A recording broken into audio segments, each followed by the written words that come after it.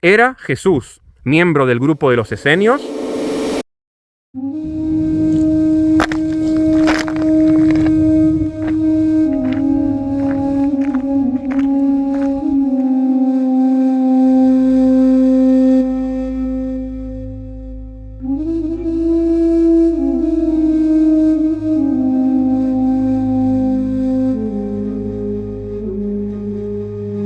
Hace 2000 años, cuando el pueblo judío se encontraba sometido al Imperio Romano en la época del Segundo Templo, comenzaron a surgir varios grupos judíos, cada uno con interpretaciones diferentes. Interpretaban de manera diferente la realidad, interpretaban de manera diferente su relación con Roma, pero sobre todo, interpretaban de manera diferente la Torá. Y es ahí cuando desde el punto de vista interno del judaísmo podemos hablar que en la época del Segundo Templo no hay un judaísmo homogéneo, sino que el judaísmo es heterogéneo. Hay muchos grupos judíos, muchos movimientos judíos, muchas corrientes judías dentro del pueblo judío viviendo bajo el Imperio Romano. Los dos grupos más famosos son los fariseos y los saduceos, pero había algunos más. Un grupo muy pequeño, pero que se ha hecho también muy famoso, es el grupo de los esenios. Los esenios son un grupo de judíos muy minoritarios, principalmente marginales, en un principio sacerdotes del templo, pero con el paso del tiempo se fueron agregando también otros individuos que no necesariamente eran sacerdotes, que creían que el templo había quedado desautorizado como espacio sagrado de Israel, principalmente debido a la corrupción.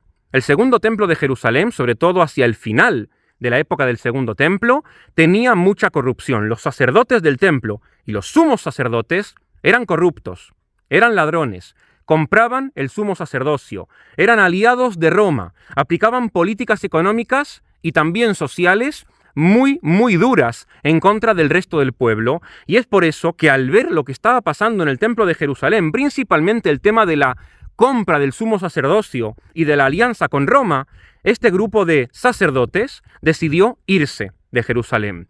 Se van de Jerusalén al desierto. Se van al desierto porque piensan que la ciudad corrompe. La ciudad es un centro urbano muy relacionado con el comercio y muy relacionado con la política. El comercio y la política corrompen. Y por eso se van. Deciden que quieren ser judíos espirituales. Deciden que quieren ser judíos en el sentido más puro de lo que significa el término judío. Deciden conectarse con Dios desde la esencia de su identidad judía. Y es por eso que necesitan alejarse de Jerusalén y necesitan alejarse del templo de Jerusalén.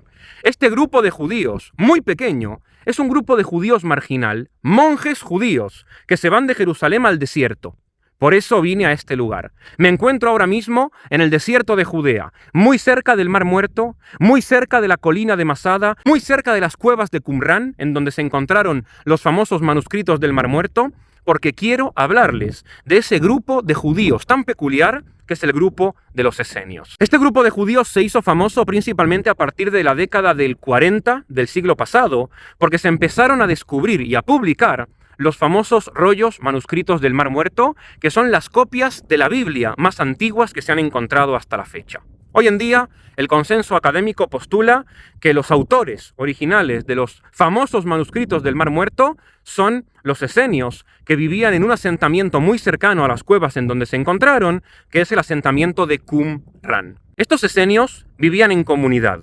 Una de las políticas, una de las costumbres que los caracterizaba era que no tenían propiedad privada.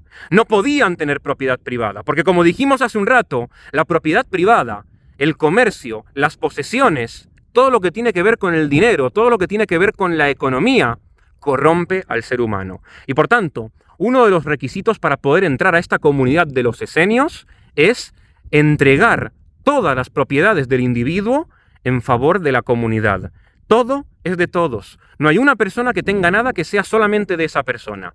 Es un estilo de vida comunitario, muy parecido, podríamos decir, a lo que nos narra el libro de los Hechos de los Apóstoles, de cómo vivían las primeras comunidades de cristianos. Sin propiedad privada, vivían en comunas. Lo segundo que los caracteriza es que todo el tiempo tenían que sumergirse en baños rituales. Antes de hacer una oración, antes de realizar un mandamiento. Ellos eran escribas y por tanto antes de ponerse a escribir libros de la Torá, tenían que sumergirse en agua. Este ritual de sumergirse en agua era una característica esencial del movimiento de los esenios. La tevilá, la inmersión en agua, es algo que purifica al ser humano. Quiero aclarar, los esenios no eran los únicos que se sumergían en agua, los sacerdotes del templo también se sumergían en agua, los fariseos también se sumergían en agua, pero para los esenios, la tevilá, lo que luego se va a conocer en el cristianismo como el bautismo, era parte esencial de su identidad. Por eso es importante colocarlo dentro de las características de los esenios. Ellos rechazaban el templo de Jerusalén. Los sacerdotes del templo aceptaban el templo de Jerusalén. Los fariseos, si bien había grados dentro del movimiento fariseo en que también criticaban la corrupción del templo,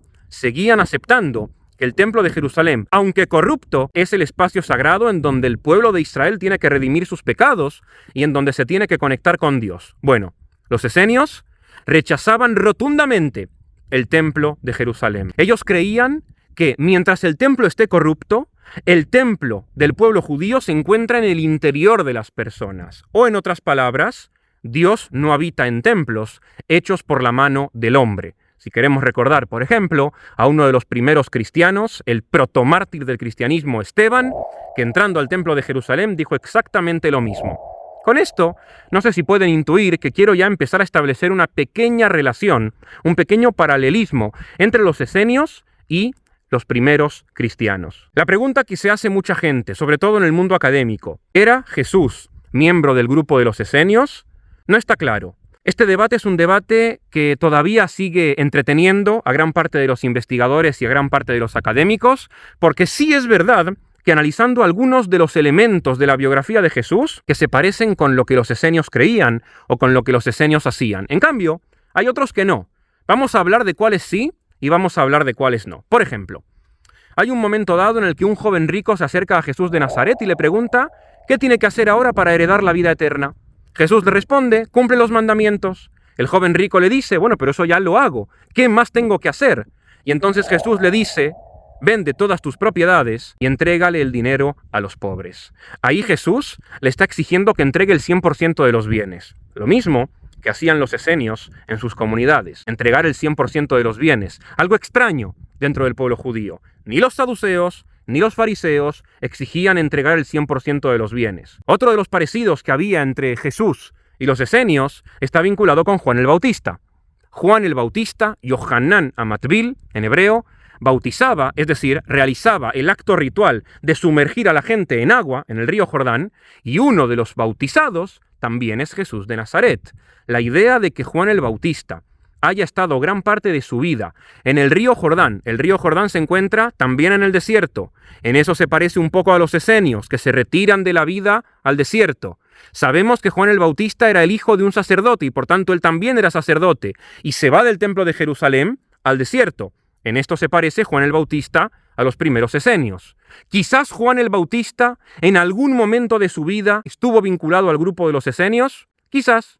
Es una posibilidad que no debemos descartar y por tanto es posible que la idea del bautismo, la idea de la purificación del cuerpo en agua que está tan presente entre los esenios y también dentro del actual cristianismo, es posible que haya llegado a Jesús de Nazaret a través de Juan el Bautista, que haya estado algún tiempo con los esenios, y es por eso que hoy en día hay algún que otro elemento esenio dentro del cristianismo o dentro del pensamiento de Jesús de Nazaret. Pero hay algo, una cosa, que separa a Jesús rotundamente de los esenios, y es que los esenios se alejaban de la sociedad. Los esenios creían que de manera inminente iba a haber una guerra entre las fuerzas del bien y las fuerzas del mal. Esta guerra iba a ser apocalíptica, es decir, los esenios eran apocalípticos. En esto, por cierto, también se parecen un poco a Jesús de Nazaret, porque hay un versículo en el Nuevo Testamento en donde Jesús de Nazaret dice que no pasará de esta generación antes de que todas las profecías se cumplan. Es decir, Jesús de Nazaret también es un profeta judío apocalíptico que cree que el apocalipsis va a tener lugar en esa generación, igual que los esenios. ¿Cuál es la diferencia? Que los esenios se aislaban de la sociedad para esperar el apocalipsis, porque ellos estaban seguros de que en esa futura batalla entre las fuerzas del bien y las fuerzas del mal, ellos eran los únicos privilegiados que iban a sobrevivir el apocalipsis porque eran los únicos que habían encontrado la manera correcta de acercarse a Dios y el resto pecadores con los cuales no hay que hablar, no hay que compartir mesa, no hay que invitar a la comunidad y no hay que relacionarse de ninguna forma. Ellos, los pecadores, son los que van a terminar muriendo en el apocalipsis. ¿Qué hacía Jesús? Jesús no se apartaba de esa gente. Jesús era amigo de los marginados. Jesús estaba con los pobres, Jesús estaba con las prostitutas, Jesús estaba con los pecadores, Jesús estaba con los recaudadores de impuestos, Jesús estaba con los leprosos.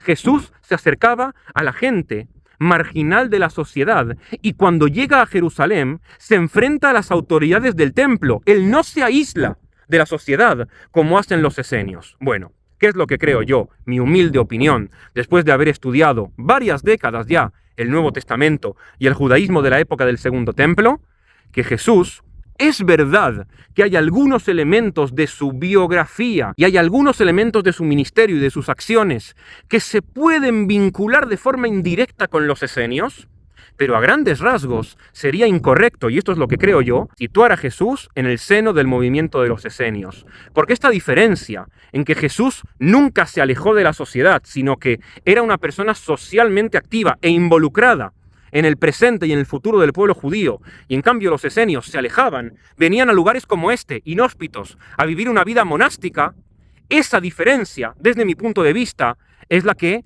hace que tengamos que rechazar de manera rotunda la pertenencia de Jesús al movimiento de los esenios. Sin embargo, nadie vive en un mundo totalmente aislado. Y es por eso que no es del todo raro que, a pesar de que Jesús no haya pertenecido al movimiento de los esenios, haya adquirido en su pensamiento o en su manera de entender el mundo algunos elementos esenios, quizás a través de su maestro, Juan el Bautista, quien quizás en algún momento anterior a estar parado en el río Jordán bautizando a la gente para el perdón de los pecados por el inminente advenimiento del reino de los cielos, quizás estuvo él, Juan el Bautista, dentro del movimiento de los esenios, y a Jesús le llegaron algunas de las ideas a través de Juan el Bautista. Esto sí es posible, pero desde el punto de vista social, desde el punto de vista ideológico, el hecho de que Jesús sea una persona que se preocupa y se acerca a la gente, y los esenios, en cambio, rechazan a la gente, rechazan a los pecadores, rechazan a los corruptos, rechazan a los recaudadores de impuestos, hace que los caminos de Jesús y los esenios tengamos que buscarlos en lugares diferentes. Jesús, desde mi humilde opinión, no era esenio, pero sí quizás estuvo un poquito influenciado por su pensamiento.